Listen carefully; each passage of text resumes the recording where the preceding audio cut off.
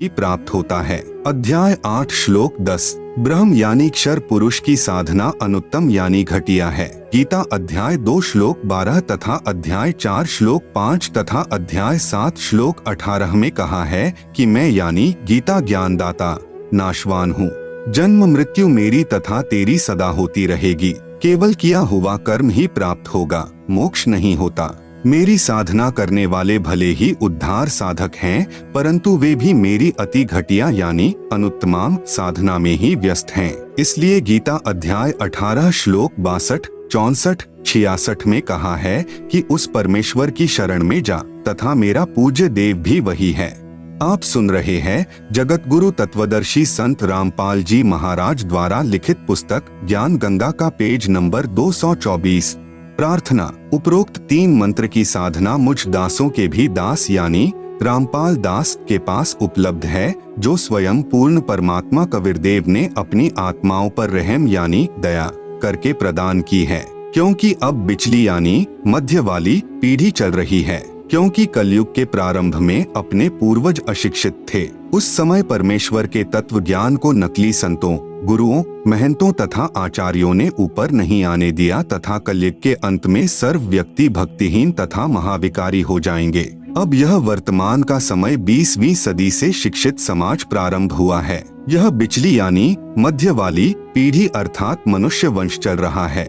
वास्तविक ज्ञान अपने सद्ग्रंथों में विद्यमान है, जिसे नकली संत, गुरु, आचार्य तथा महंत नहीं समझ सके, जिस कारण से सर्व भक्त समाज शास्त्र विरुद्ध ज्ञान के आधार से दंत कथाओं यानी लोकवेद पर आधारित होकर शास्त्र विधि त्याग कर मनमाना आचरण यानी पूजा करके अनमोल मानव जीवन व्यर्थ कर रहा है। शास्त्र विधि अनुसार साधना। नंबर 1, प्रथम चरण में ब्रह्म गायत्री मंत्र दिया जाता है, जो कमलों को खोलने का है। उपदेश प्राप्त करने वाला भक्तात्मा यह सोचेगा कि गुरु जी कह तो रहे थे कि तीनों गुणों यानी रजगुण ब्रह्मा, सतगुण विष्णु, तमगुण शिव की पूजा नहीं करनी है। मंत्र जाप उन्हीं के दिए हैं, उनके लिए निवेदन है कि यह पूजा नहीं है। हम काल के लोक में रह रहे हैं। यहाँ हमें जिस सुविधा की चाह होगी वह ब्रह्मा, विष्णु, शिव आदि ही प्रदान करेंगे। जैसे हमने बिजली का कनेक्शन यानी लाभ ले रखा है, उसका बिल यानी खर्चा भरना है। हम बिजली वाले मंत्री की या विभाग की पूजा नहीं कर रहे, हम उनका बिल भरेंगे तो बिजली का लाभ मिलता रहेगा। इसी प्रकार टेलीफोन यानी दूरभाष का बिल व पानी का बिल आदि अदा करते रहेंगे तो हमें सुविधाएं मिलती रहेंगी। आप शास्त्र विरुद्ध साधना करके भक्तिहीन हो गए हो, अर्थात आप पुण्यहीन हो गए हो, जिस कारण से आपको धन लाभ आदि नहीं हो रहा। यह दास यानी रामपाल दास आपका गारंटर यानी जिम्मेदार बनकर इस काल लोक की एक ब्रह्मांड की शक्तियों यानी ब्रह्मा, विष्णु, शिव, गणेश, माता आदि से आपको सर्व सुविधाएं पुनः प्रारंभ करवाएगा तथा आपने इस मंत्र के जाप से इनका बिल भरते रहना है। जो मंत्र प्रथम यानी सत्सुकृत अविगत कबीर है, यह आपकी पूजा है। यह पूर्ण परमात्मा है तथा सतम लाभ यानी फल प्राप्त होगा। सतम का अर्थ अविनाशी अर्थात हमें अविनाशी पद प्राप्त करना है। इस मंत्र के 4 महीने के बाद आपको सतनाम यानी सच्चा नाम और मिलेगा, जो 2 मंत्र का होगा। उसका एक मंत्र काल के 21 ब्रह्मांड का ऋण उतारने का है। उसकी कमाई करके हमने ब्रह्म यानी क्षर पुरुष अर्थात काल का ऋण उतारना है। फिर यह काल हमें सर्व पापों से मुक्त कर देगा। आप सुन रहे हैं जगत गुरु तत्वदर्शी संत रामपाल जी महाराज द्वारा लिखित पुस्तक ज्ञान गंगा का पेज नंबर 225। गीता अध्याय नंबर 18 के श्लोक नंबर 62 से 66 में वर्णन है। अध्याय नंबर 18 का श्लोक नंबर 62। तम एव शरणम गच्छ सर्वभावेन भारत तत्प्रसादात् पराम शांतिम स्थानम प्राप्स्यसि शाश्वतम। अनुवाद। भारत यानी हे भारत, तू सर्वभावेन यानी सब प्रकार से, तम यानी उस अज्ञान अंधकार में छुपे हुए परमेश्वर की, एव यानी ही, शरणम यानी शरण में, गच्छ यानी जा, तत्प्रसादात यानी उस परमात्मा की कृपा से ही तू, पराम यानी परम, शांतिम यानी शांति को तथा शाश्वतम यानी सदा रहने वाला सत, स्थानम यानी स्थान धाम लोक को, प्राप्स्यसि यानी प्राप्त होगा। अनुवाद। हे भारत, तू सब प्रकार से उस अज्ञान अंधकार में छुपे हुए परमेश्वर की ही शरण में जा। उस परमात्मा की कृपा से ही तू परम शांति को तथा सदा रहने वाला सत स्थान धाम लोक को प्राप्त होगा। अध्याय नंबर 18 का श्लोक नंबर 66। सर्वधर्मान परित्यज्य माम एकम शरणम व्रज अहम त्वा सर्वपापेभ्यः मोक्षयिष्यामि मा शुचः। अनुवाद, माम यानी मेरी, सर्वधर्मान यानी संपूर्ण पूजाओं को, परित्यज्य यानी त्याग कर तू केवल, एकम यानी एक उस पूर्ण परमात्मा की, शरणम यानी शरण में, व्रज यानी जा, अहम यानी मैं, त्वा यानी तुझे, सर्वपापेभ्यः यानी संपूर्ण पापों से, मोक्षयिष्यामि यानी छुड़वा दूंगा तू, माँ शुचः यानी शोक मत कर। अनुवाद, मेरी संपूर्ण पूजाओं को त्याग कर तू केवल एक उस पूर्ण परमात्मा की शरण में जा, मैं तुझे संपूर्ण पापों से छुड़वा दूंगा, तू शोक मत कर। उपरोक्त श्लोकों का भावार्थ है कि काल यानी ब्रह्म अर्थात क्षर पुरुष कह रहा है कि अर्जुन तू मेरी शरण में रहना चाहता है तो जन्म तथा मृत्यु बनी रहेगी।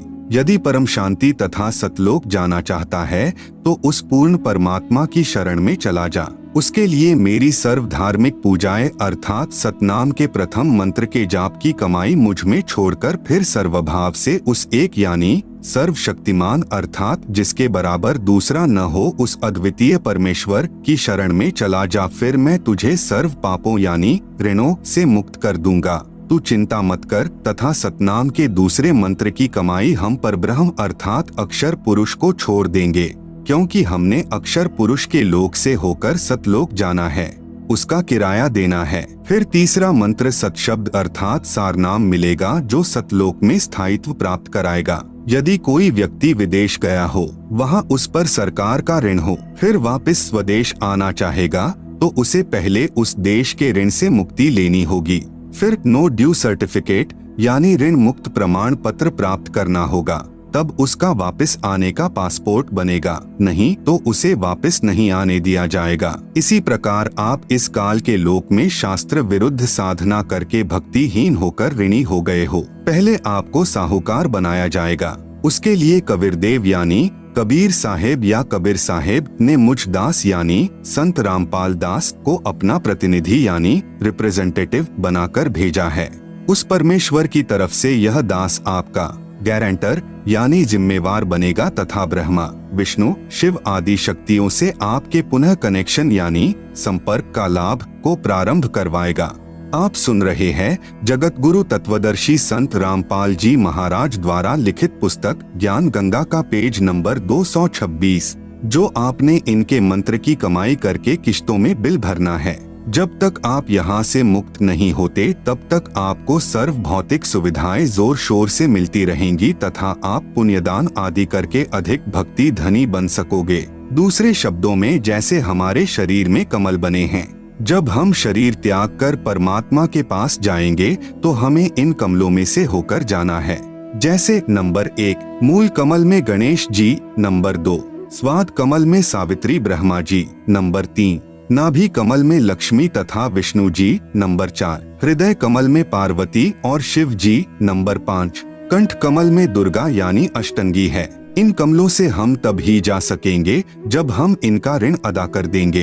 प्रथम उपदेश से आपके सर्व कमल खिल जाएंगे अर्थात आप ऋण मुक्त हो जाओगे। जब आप अंत समय में शरीर छोड़कर चलोगे तो आपका रास्ता साफ मिलेगा अर्थात आपके सर्व ऋण मुक्त प्रमाण पत्र तैयार मिलेगा। परंतु हमने पूजा अपने मूल मालिक कबीरदेव यानी कबीर साहेब की करनी है। जैसे पतिव्रता पत्नी पूजा तो अपने पति की करती है, परंतु यथोचित आदर सबका करती है। जैसे देवर को पुत्रवत तथा जेठ को बड़े भाई की तरह तथा सास व ससुर को माता पिता की तरह, परंतु जो भाव अपने पति में होता है वह अन्य में नहीं हो सकता। ठीक इसी प्रकार कबीर परमेश्वर के भक्त को अपनी भक्ति सफल करनी है, इसलिए किसी अनजान के बहकावे में मत आना। पूर्ण विश्वास के साथ इस दास के द्वारा बताए भक्ति मार्ग पर लगे रहना। यह भक्ति सर्व शास्त्रों के आधार पर है। नंबर 2 दूसरे चरण में सतनाम प्रदान किया जाता है जो 2 मंत्र का है। एक ओम, दूसरा तत् जो सांकेतिक है, केवल साधक को ही बताया जाता है। नंबर 3 तीसरे चरण में सार नाम दिया जाता है जो 3 मंत्र का है। ओम तत् सत यानी तत् सत सांकेतिक हैं जो साधक को ही बताए जाएंगे। इस प्रकार सार नाम यानी जो 3 मंत्र का बन जाएगा। के स्मरण अभ्यास से साधक परम दिव्य पुरुष अर्थात परमेश्वर कबीरदेव को प्राप्त होगा तथा सतलोक में परम शांति अर्थात पूर्ण मोक्ष को प्राप्त हो जाएगा। विशेष वर्तमान में यह वास्तविक साधना मुझ दास के अतिरिक्त किसी के पास नहीं है। यदि कोई मुझ दास से चुराकर स्वयं गुरु बनकर नकली शिष्य बना रहा हो तो उस मनुष्य जीवन के दुश्मन से सावधान रहें। वह अनअधिकारी होने के कारण अपना जीवन भी नष्ट कर रहा है तथा नादान अनुयायियों को भी नरक का भागी बना रहा है। उसे काल का भेजा दूत जाने।